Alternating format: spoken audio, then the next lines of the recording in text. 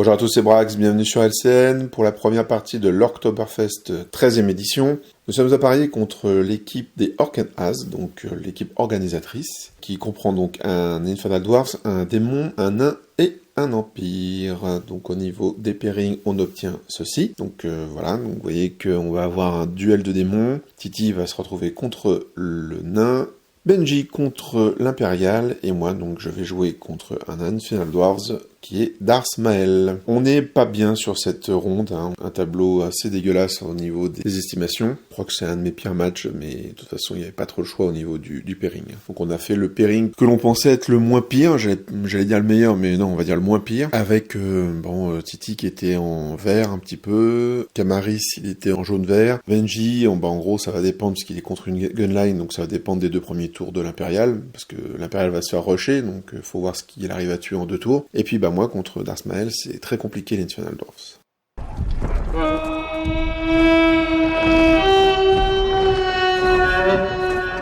Sa liste, elle est composée donc d'un prophète qui sera son général, il est de Nesipkesh qui lui permettra d'être un ingénieur. On rappelle que, contrairement à ce que je lui ai dit au début de la partie, l'ingénieur Infernal Dwarf, ça fonctionne également sur l'Infernal Engine, d'où l'intérêt d'avoir un Nesipkesh dans cette liste. Il est master de l'alchimie et il a un shield, donc assez classique. Un Tauruk Commissioner, BSB, Infernal Weapon, Shield, Death Cheater, Widow's Ward, Lucky Charm et 2 Aitarekon. Donc lui c'est le gros Tauruk, ce sont ceux qui sont sur les socles de 50 par 75. L'avantage c'est que ce n'est pas de la cavalerie, donc ils peuvent avoir accès au Widow's Ward, ils peuvent avoir accès si jamais il avait gardé son arme de base à la parade, ce genre de choses. Donc ça c'est très intéressant. Donc lui il tabasse, il balance beaucoup de pain, très fort avec l'Infernal Weapon, petit RM2 qui va bien avec les Terracon, il a une très bonne sauvegarde qui en plus est relançable une fois, donc très très bien. Un Vassal Conjurer qui sera un adepte de la pyromancie et équipé d'un Book of Arcane Mastery. Donc 2 sorts de la pyro, le premier pourra être lancé avec un +2, donc c'est très intéressant aussi. Ça fait un deuxième petit sorcier, le duo classique alchimie et pyromancie qui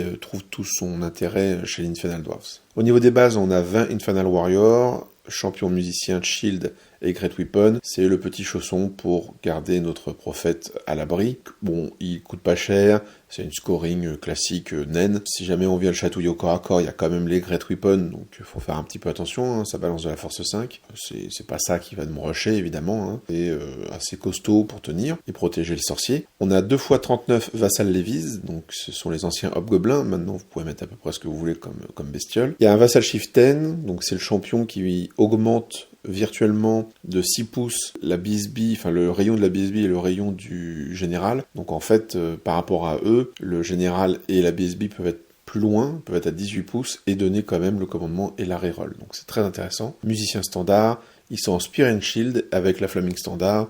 La Flaming Standard qui est là, bien évidemment, pour comboter avec l'attribut de l'alchimie qui est de rendre inflammable l'ennemi. Donc on sera en reroll blessé. S'il y a un nain pas loin, il gagne le Battle Focus, donc ça peut faire vraiment beaucoup d'attaques d'un coup avec les lances sur 3 rangs, etc. Enfin voilà, donc tout de suite il y a des combos classiques, très simples, mais qui font qu'il y a beaucoup d'attaques. Certes de la force 3, mais c'est quand même à la spire. Et avec Battle Focus et Reroll blessé, ça peut faire vraiment beaucoup de saturation en fait, de touches et donc potentiellement de blessures.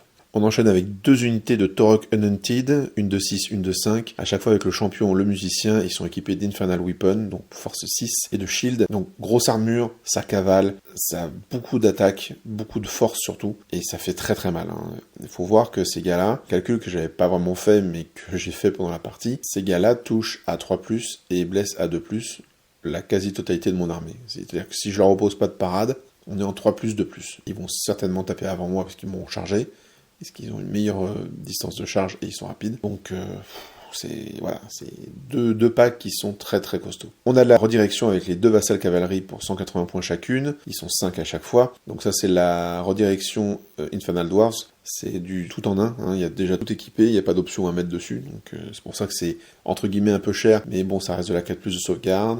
Ça va assez vite en termes de mouvement, c'est de la cavalerie légère, donc tout ce qu'on demande à une redirection finalement, ça vole pas, c'est tout. Et on finit avec un Infernal Engine évidemment, qui sera une rocket batterie, qui va balancer des pains qui font du D3 PV, etc.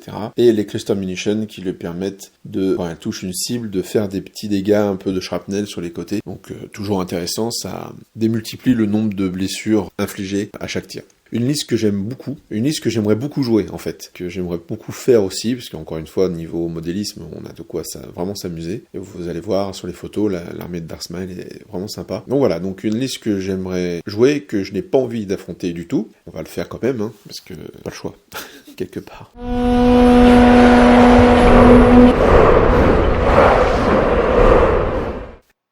Les caractéristiques de notre affrontement. Donc nous serons sur la map 12. Le déploiement, ce sera Counter Thrust, un déploiement où on doit poser chacun en alterné pendant 3 tours. En fait, on doit avoir chacun 3 unités de posée. Donc on est à 16 pouces de notre bord de table et aucune de nos unités ne peut être à moins de 20 pouces de l'unité adverse. C'est intéressant comme déploiement, mais avec ma liste, c'est un peu compliqué parce que typiquement ma liste, en fait, ce qu'elle aime bien, c'est quand on a l'option de tout poser. Soit c'est moi qui vais tout poser pour pousser l'adversaire, pour tout de suite une phase de magie de tir. On rappelle que j'ai en gros 30 pouces de portée.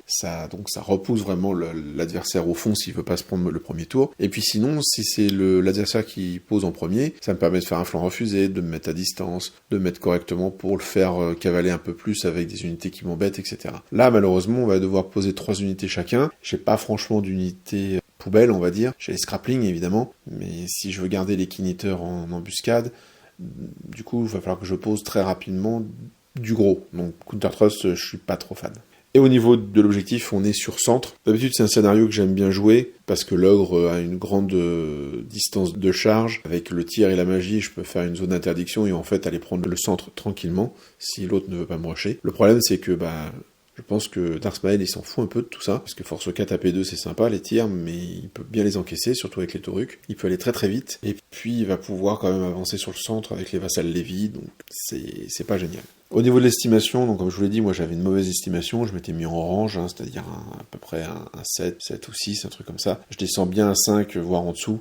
Je me mets en rouge parce que on est sur centre, tout simplement, et sur Counter Thrust, ce qui m'aide encore moins. Pour moi, ça va être une grosse débâcle. On va essayer de faire quelque chose de façon à, bien sûr, rapporter du point quand même pour l'équipe, puis à s'amuser quand même. Et puis, c'est intéressant, toujours d'avoir ce genre d'affronte. Et si on est toujours sur des match-up faciles, on n'apprend pas vraiment à utiliser son armée dans d'autres circonstances.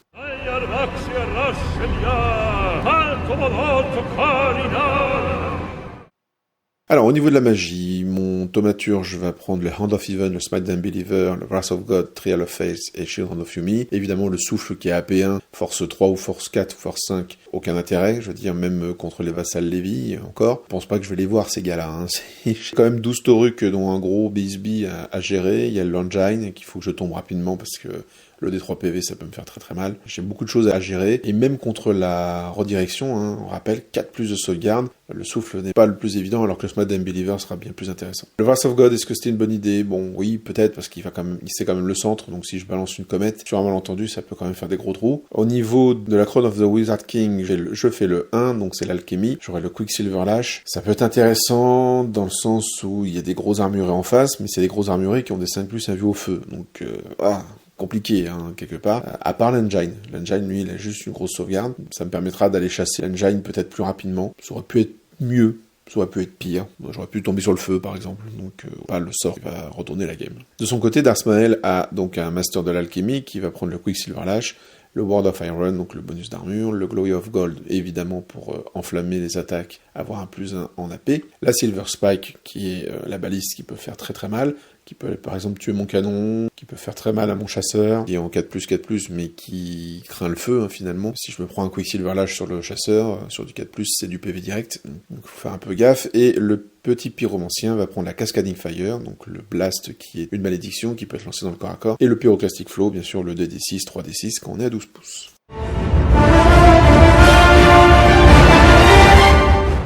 Alors, la map, c'est celle-ci, donc vous voyez, assez centrée, les éléments de décor. Je me retrouve avec cette colline qui est pas mal, le lac, bon, ça aurait peut-être été mieux d'être de l'autre côté, de le gêner peut-être avec l'infran, profiter moi de la maison, bon. À voir. Et surtout, le mur aurait pu être intéressant pour moi, peut-être. Venir un distracting le tour où les gros Taurucs chargent, par exemple. Ça aurait pu être assez simple.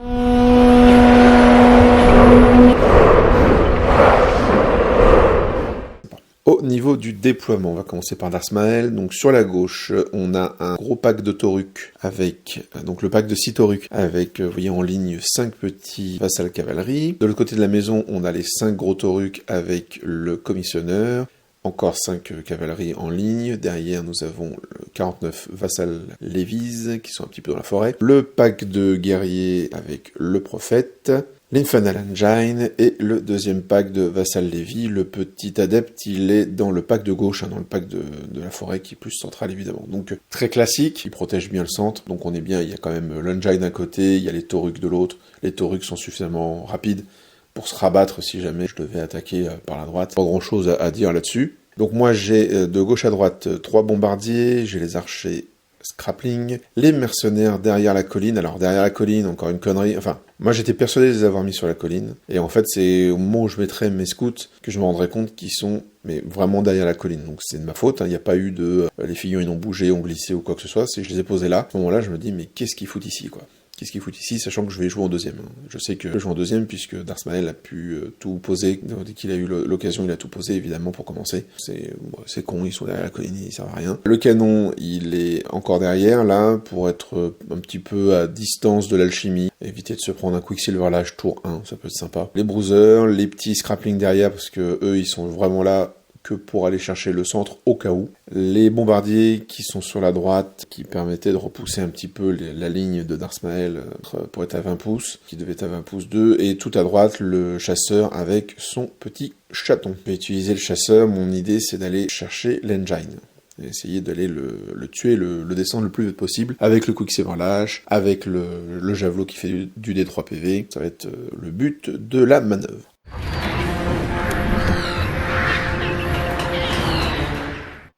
En termes de scout, je pose mes scraplings ici, parce qu'il n'y a pas vraiment d'autres endroits où je peux les poser. Je vais piéger la colline, parce qu'a priori, il devrait venir sur la colline. On sait jamais, ça peut toujours faire des tests, ça peut être sympa. Donc c'est là, comme je vous dis, que je me rends compte de ma connerie, à savoir que les mercenaires ne sont pas sur la colline. En termes de vanguard, donc le chat et le chasseur se séparent. Le chat va aller se planquer derrière les 3 bombardiers. Le chasseur va aller tout à droite.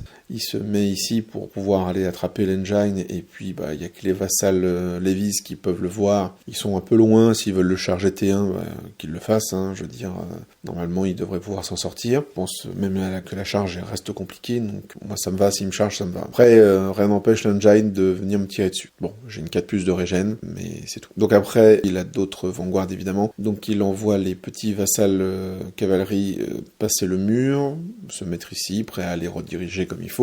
Eux, ils sont en régiment. Moi, je descends mes scraplings de la colline, je les mets sur la droite. Il n'y a pas besoin de les envoyer tout droit, de faire des tremplins à la con. Je pense qu'il prendra pas les charges de toute façon, donc ils vont ici. Puis je pouvais pas vraiment avancer de trop. Et les autres cavaliers font de même, donc ils repassent la de déploiement en se mettant en rang de 5.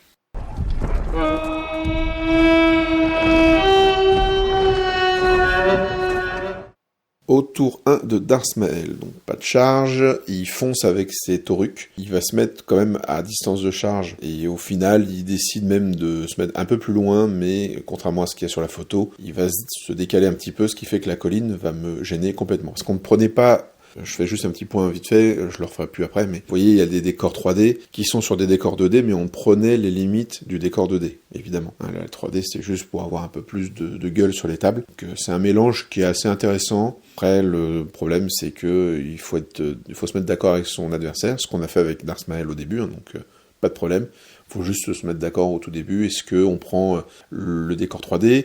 Est-ce qu'on prend l'empreinte 2D au sol? Est-ce qu'on prend le blanc, la feuille blanche? Est-ce qu'on prend le plastique? Enfin voilà, jusqu'où on prend les décors. Donc voilà, donc les gros Tauruk foncent tout droit. Ils sont cachés par la colline, donc je pourrais pas les charger si je le voulais avec les mercenaires. Sur la droite, les vassals Lévi se mettent face au chasseur pour un peu l'intercepter, pour l'empêcher de faire un peu n'importe quoi. L'engine va se diriger quand même vers la ligne principale. Les Infernal Dwarfs avancent avec leur prophète pour pouvoir faire de la magie. L'autre pack de vassals Lévi sort de la forêt mais n'avance pas non plus à balle, il n'en a pas besoin. Sur la gauche, petite redirection de 2 unités en même temps, chose que je déteste, mais voilà, il faut que je fasse plus attention quand je me déploie. Donc redirection des bombardiers et des archers. Bon, après, c'est pas des foudres de guerre ici, donc ils redirigent certes, mais ce qu'il y a vraiment besoin de rediriger, c'est plus pour m'empêcher moi d'aller le rediriger après, puisqu'il avance à balle avec les Tauruk, qui font le tour de la maison et qui commencent à venir. Ça commence déjà à pousser un peu fort, parce que je vais avoir les taurucs de face et le tauruc sur le flanc, et j'ai rien à aller les embêter. En magie, il va passer la Cascading Fire sur Scrapling, je vais le laisser passer, il va faire le nombre de touches qu'il faut. Donc il va me tuer les Scrapling Trappers en un coup, on commence à piquer dès le début. Il va rater la Spike sur le canon, il va rater la Pyroclastic Flow sur les bombardiers. Et par contre il dissiper donc le plus 2 en armure, puisqu'il me reste que ça à dissiper, hein. J'ai tout m'aider. Donc voilà, donc j'ai perdu les Scrapling Trappers à la phase de magie, donc ça pique un peu. Au tir, il va tuer le chat. J'ai fait le mouvement maximum, mais il s'est quand même pris un angle de vue avec son Infernal Engine. Donc il va tuer le chat, les Cluster Munitions vont quand même faire 2 points de vie dans les bombardiers. Donc vous voyez, hein, c'est des petits trucs qui peuvent à terme tuer plusieurs œuvres, quoi. Donc ça pique. Et de leur côté, les Vassal Cavalerie qui viennent rediriger mes 2 unités à gauche là, vont tuer un archer Scrapling. Bon. À mon tour 1, ça devient un peu compliqué, évidemment. Dès le début, en fait, c'est compliqué dès le début. Donc je tente une charge, j'ai une charge, en fait, avec les bruisers. Faut que je fasse 10, sachant que je suis rapide, pour attraper les taurucs qui avancent sur la colline. Ce qui me permettra après, en mouvement, moi, de placer peut-être un peu mieux avec les mercenaires, de faire quelque chose. Bon, je lance la charge et je fais 9. Donc je rate, mais j'avance quand même de 6 en faisant cet arc de cercle un peu relou. Donne mon flanc, alors il est loin encore, mais à l'engine, aux Infernal Warrior. Bon, voilà, donc je reste derrière ma colline avec les mercenaires, parce que si je me montre, je vais me prendre la charge des taurucs. Encore une fois, est-ce que c'était une bonne idée? Est-ce que j'aurais pas dû me foutre sur la colline et me dire, bah vas-y, tu veux me charger, charge-moi, mais avant tu vas te prendre magie, tir, puis tir de contre-charge.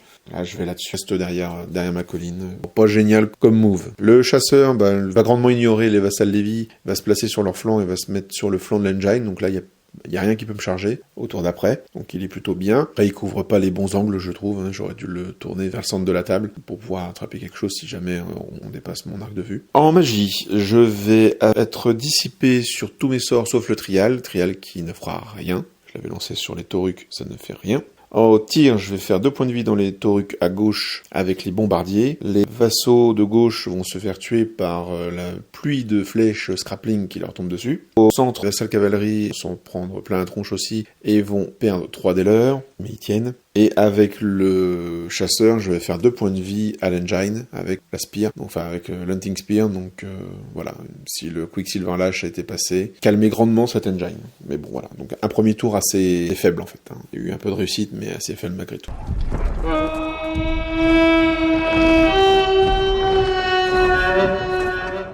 Au tour 2, il lance la charge dans les bruisers avec ses taurucs. Il passe sur la colline, il perd un point de vie. Donc bon voilà, j'ai quand même fait un point de vie avec les Scrapling Trappers. Donc il faut que les bruisers tiennent. Alors vu qu'il avait dissipé toute ma magie, j'ai même pas pu les protéger un petit peu. Est-ce qu'il va les traverser ou non? C'est la grosse question. S'il les traverse pas, il se prend les mercenaires de flanc. S'il les traverse, c'est dramatique. Donc on va voir ce qui se passe pour eux après. Les archers Scrapling se font charger par les tauruc de gauche. Je tiens, je tire, je ne fais rien évidemment. Par contre, ouais, je tiens, pourquoi? Parce que sinon il peut rediriger sur les mercenaires, donc j'ai pas trop envie de les avoir. Là, on va dire que si les Scrapling peuvent tenir, normalement je devrais être tenace, donc on verra. Charge avec l'engine, je crois, sur les bombardiers qui fuient hors de table.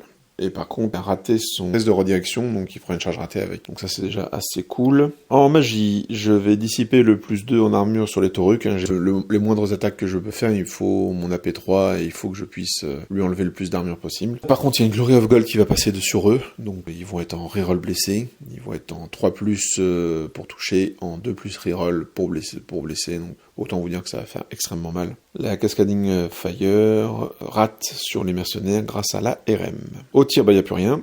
Au corps à corps, il va me faire 13 points de vie dans les bruisers. Moi, je vais lui faire 2 points de vie dans les taurucs. Je fuis hors de table. Les Scrapling qui étaient pas loin ratent leur test, reroll et fuient. Et ils arrivent à faire leur IRS dans le canon qui est extrêmement mal placé, ou le canon qui est juste derrière, et les taurucs en qui leur irait dedans. Donc ça c'est très mauvais pour moi. Ouais, les Scrapling, j'en perds 13. Et le tour des 13 morts chez les ogres. Je suis en fuite, il arrive à se réfréner, et il se met comme ça sur le flanc pour regarder les mercenaires. Donc voilà, ça va très très mal se passer pour moi, sachant que les mercenaires ont été redirigés par les Vassal Cavalerie, les 2 Vassal Cavalerie que j'ai pas réussi à tuer, qui sont montés sur la colline, donc ça va être coton pour mon tour suivant. À montée 2, je prends la partie de ne pas charger les vassals cavalerie parce qu'en fait, il faudrait que je fasse une irée de psychopathe pour sortir de là. J'ai les taurucs sur la gauche, je sais que je vais avoir les taurucs sur la droite parce qu'ils vont évidemment tuer mon canon. Donc je prends un pari assez risqué, c'est-à-dire que je donne le dos de mon unité aux taurucs qui sont derrière. Et l'idée, c'est que je vais essayer de défoncer les taurucs de gauche avec tout ce que je peux pour ne pas avoir trop pour pas avoir d'overkill et on verra ce que ça donnera à la charge derrière. Bon, voilà. De toute façon, il fallait que je regarde l'un ou l'autre. Je pouvais pas avoir les deux de face. Mes unités ne sont pas assez rapides pour pouvoir les rediriger l'une ou l'autre. Donc c'est un peu compliqué. Ça aurait été mieux, évidemment, si je n'avais pas eu la malchance de n'avoir aucun kiniteur qui sorte. Parce que là, à la rigueur, un kiniteur de sortie aurait pu rediriger nos amis contre le canon. Mais là, de toute façon, j'ai pas le choix, je vois pas ce que j'aurais pu faire. Peut-être sortir les persos. Voilà, peut-être sortir les persos, mais c'est tout. Donc je lui prends ce pari, je me mets comme ça. Et on verra bien ce que ça donne. De toute façon, il n'y a plus grand chose à faire. Le chasseur se met derrière l'engine pour pouvoir lui tirer dessus et faire de la magie. Je rallie mes archers. Donc les scrappings, comme d'habitude, se rallient. Je vais faire un Quicksilver Lash en magie sur notre ami l'engine qui va perdre 1 PV. Je vais tuer les vassaux avec un Hand of Heaven.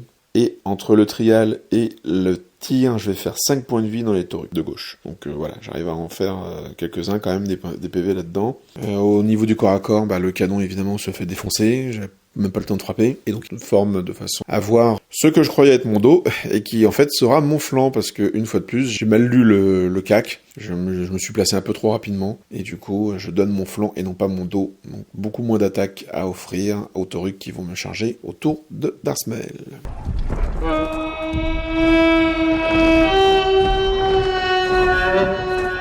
Le T3 de Darsmael. Bon, ce serait simple, hein. Donc les taurucs qui ont tué le canon, hop, dans le flanc des mercenaires. Il n'envoie pas l'autre unité pour éviter le tir de contre-charge. Il va juste charger les grappling qui vont fuir. Enfin, je les fais fuir parce que le CAC sert à rien en fait. Donc je fuis comme ça. Parfois, j'essaye en fait de le faire rediriger dans mes mercenaires pour pouvoir le tirer dessus. Je me dis, si j'arrive à avoir un tir de contre-charge correct, je peux peut-être descendre le dernier tauruc du deuxième rang. Et puis au corps à corps, ça me fera beaucoup d'attaques supplémentaires, donc faire de la réseau et peut-être essayer de tenir, parce que là, je vais prendre la douche avec l'unité de droite. Darsmael, bien sûr, ne tombe pas dans le piège et ne redirige pas, et il fera une charge ratée. En mouvement, tout le monde se retourne face aux chasseurs. L'engine, les nains, les vassals Lévis, qui ont déjà pris le centre le tour d'avant et qui vont le reprendre ce tour-ci. De toute façon, le scénario et la partie sont déjà plombé. Là, j'essaye juste de survivre comme je peux. Sur le Hunter en magie, je vais réussir à régénérer. Je vais dissiper le Glory of Gold sur les taurucs au corps à corps, évidemment. Par contre, il y a plus d'un armure qui passe. Donc là, ça commence à être très compliqué. Au niveau réseau, ça va être compliqué. L'engine tire sur le chasseur. Donc ça a 4 tirs à l'engine. Il fait 3 touches, 3 blés. Je rate mes 3 régènes et il fait triple 2 pour le multi-PV. Donc le pauvre Hunter se fait astro-poutrer. Il se fait couper en deux par les tirs. Au CAC, je vais prendre 10 PV dans la tronche, je vais réussir à faire 1 PV dans les taurucs, un seul, donc c'est la tristesse totale. Je suis en fuite auto, rattrapé, détruit, donc ça n'a pas de problème. À mon tour 3, il n'y a plus grand chose, je vais me mettre sur le flanc avec les bombardiers, parce qu'en fait il ne me reste que les bombardiers. Je vais me mettre sur le flanc des taurucs qui ont chargé les scrapping archers. Je vais faire un PV dedans, donc voilà, vous voyez, je dégage le dernier du dernier rang. Un kiniteur réussit enfin à se ramener à ce tour-ci, parce que les mecs ils arrivent T3, tu vois. Donc j'en ai un qui arrive T3, je le fais sortir en haut à gauche de la map, là où il pourra pas venir le chercher ou très difficilement. Et puis après on va faire de la théorie parce que j'ai pas de musicien avec les bombardiers, donc je peux pas franchement m'échapper. Lui il va se retourner. Je vais avoir une phase de tir supplémentaire, je vais rien faire. Après, je vais juste jeter les dés pour savoir si le Kinitor arrive. Le deuxième Kinitor arrive virtuellement au T6. Donc voilà, super. Il me reste, à la fin de la partie, il me reste 2 Kinitors sur la table qui n'ont absolument rien fait parce qu'ils sont arrivés quand l'armée était déjà complètement éradiquée.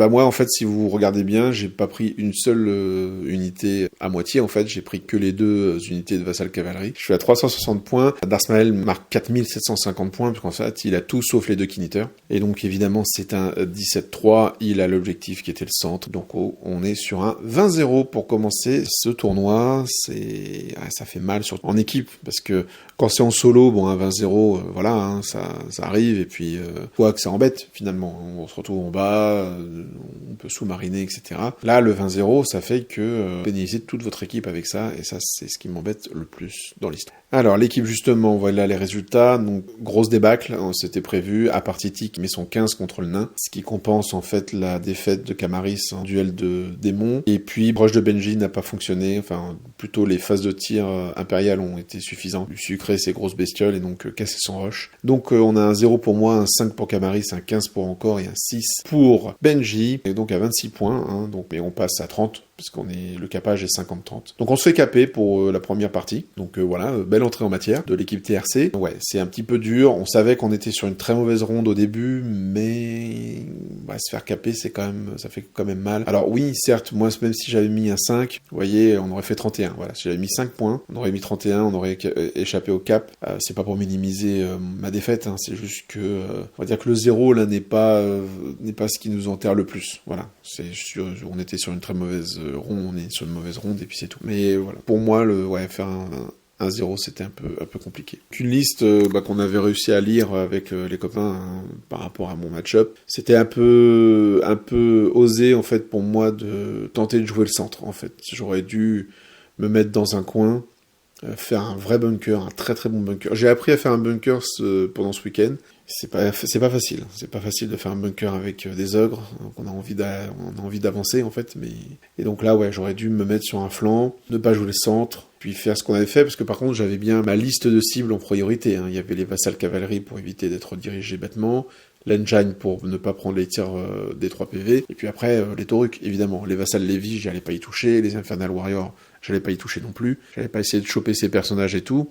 Et après, c'était, que fait Darksmael? Est-ce qu'il envoie ses taurucs avec le risque de se prendre magie-tir, et au corps à corps, d'avoir un petit peu de répondant malgré tout, ou est-ce qu'il reste au fond, il fait son centre, on se balance un peu de magie, machin, etc., et puis on fait un 13-7 parce qu'il a le scénar, quoi. En gros, il n'a pas eu à faire de choix, il a eu scénar et rush, cette colline, faut que j'arrête de viser les collines, parce que c'est vrai que c'est chouette une colline quand t'as une armée de tir. En fait, là, ça m'a plus empêché, ça lui a permis de rusher avec ses taurucs, alors que, en fait, moi j'étais mal placé, j'ai été mal déployé, même dans mon déploiement, le choix de mon déploiement était mauvais, mais même une fois que ce choix est fait, la réalisation du déploiement était également mauvaise.